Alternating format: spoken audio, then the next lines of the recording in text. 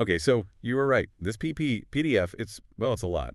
Lego, snacks, superhero cars, watermelon heists. It's like someone took all the fun parts of being a kid and then like threw in a dash of, I don't know, film noir. Uh-huh. Yeah. A Yeah. little bit of that for sure. Yeah. So like this first part we're looking at, PP's dealing with some home renovation issues. Right, with superhero cars. Of course. Gotta love that. Yeah. Ruby P, classic little sibling move, totally smashes his Lego house. Yeah. And PP, well, he just whips out his collection of superhero cars and boom, problem solved. I mean, talk about resourceful, right? Totally. Though I'm not sure I'd recommend using a Batmobile as a battering ram in real life. Uh-huh. Probably not. But then, and this is where it gets kind of wild, PP just, he just zooms off to try out all these different jobs. Construction worker, police officer, even a chef. You know, making pizza, no less. It's a lot to keep up with. Like one minute he's laying bricks, the next he's like directing traffic, and then bam, he's tossing pizza dough. And that's what I find so interesting about this PDF, right? The way it just jumps between these scenes, these totally different scenarios. It's like we're seeing the world through PP's eyes, you know? You mean like how kids' imaginations work? Exactly. That kind of boundless energy, the way they can just shift from one thing to the next without missing a beat. One minute they're an astronaut, the next they're a pirate, and then boom, they're a dinosaur. And it all makes perfect sense to them. Right. And maybe that's what the creator of this PP world is trying to capture, you know? That sense of limitless possibility, that feeling that anything is possible.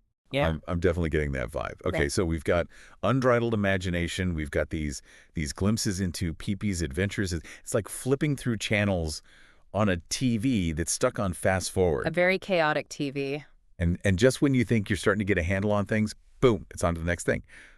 Speaking of fast forward, PP's like a police officer now, and there's a high-speed chase happening, but like in a teacup. I don't even know how that works. Right. It's like P absurdity. But I mean, come on, you got to give him planes for creativity, right? Lego brick projectiles, a teacup getaway car. It's like he's playing by his own rules. Oh, totally. It's like he can just like transform any everyday thing into, well, whatever he needs it to be. That part where he's using the Pringles can, like what even IS that? It's PP's world. We're just living in it, I guess.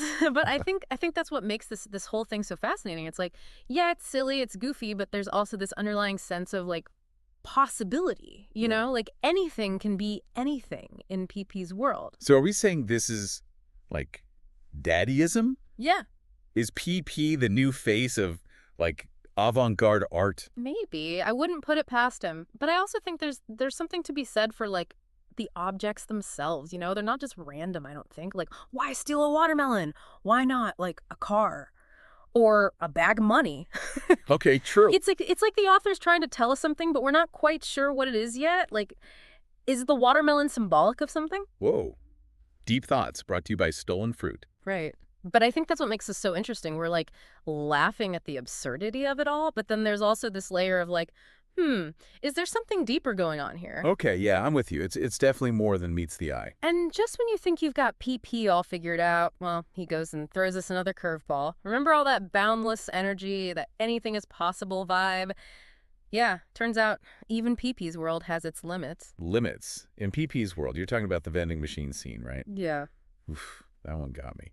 Our little Lego mastermind goes from like high-speed chases to, well, to sadness, existential dread even. Right. It's quite a shift. Almost like the story is saying, hey, even in a world made of Lego, things aren't always, sunshine and rainbows. And those empty vending machine spirals. Talk about a gut punch. It's like you're expecting a snack and then bam, nothing. Just like empty promises.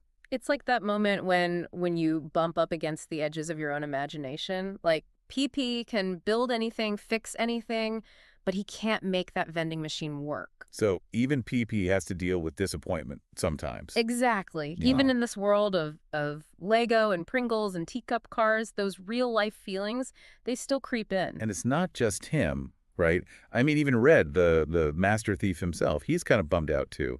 Yeah. When he shows up with his empty snack bags. Totally. It's like they're both like in this moment of shared disappointment together. Like, yep, the vending machine got us both. And then Blue shows up with his whole missing Kinder Egg thing. Right. It's like even the supporting cast in PP's world, they've got these very real Very relatable problems. So where does that leave us? I mean, we started with like a smashed Lego house and a stolen watermelon, and somehow we ended up here talking about like the limits of imagination and like what it means to be disappointed.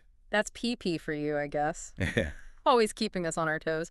But I think, maybe that's the point. Maybe it's not about like finding all the answers or figuring out some big secret meaning. Maybe it's just about, enjoying the ride. Embracing the absurdity of it all. Yeah, and letting ourselves feel all the things, the wonder, the frustration, the joy, the sadness. It's all part of the PP experience. So what you're saying is the real treasure wasn't in the vending machine. It was the friends we made along the way.